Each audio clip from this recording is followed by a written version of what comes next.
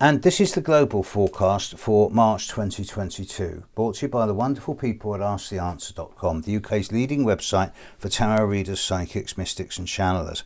As I record this, it's Sunday night, it's the 27th in the late evening. There's a threat of nuclear war around the world. Seems like the world's going crazy. Mars will conjunct Pluto and Venus will conjunct Pluto in a few days from now. The same day as the new moon will happen on the 2nd, on Wednesday the 2nd, and on Friday the 4th, the sun in the sky will conjunct Jupiter. So we've got the sun conjunct Jupiter this coming week, first week of March, first 3 or 4 days. We've got Venus and Mars conjunct Pluto this week, first few days. In the very short term, folks, it's going to get worse before it gets better. Do not expect a quick resolution to the world's problems. However, by the time we're into the 6th or 7th of March, I expect some type of impasse. That's not to say problems will go away, but they'll hit a kind of balancing point. However, in the middle of the month, Venus and Mars will both square Uranus around the 18th, 19th, 20th, 18th to the 23rd of the month. And at the end of March, Mars and Venus will both oppose Saturn, or conjunct Saturn, I'm sorry. So it seems that this month, this is the last difficult month of the year. In my global forecasts I've done for 2022, I've consistently suggested that by the time we're into the end of March, the most difficult times of 2022 are over. I hope that's still the case. But this is not a month for any of us, individually or collectively, to be going out there and being provocational or letting our buttons get pushed.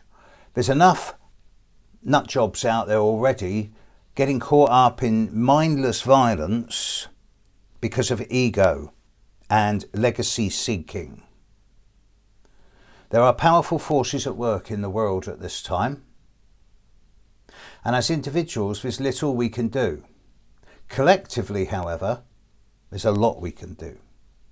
And by just voicing our opinions in a sane and rational way, together as groups, we can influence the long-term decisions that the corporates and the governments make.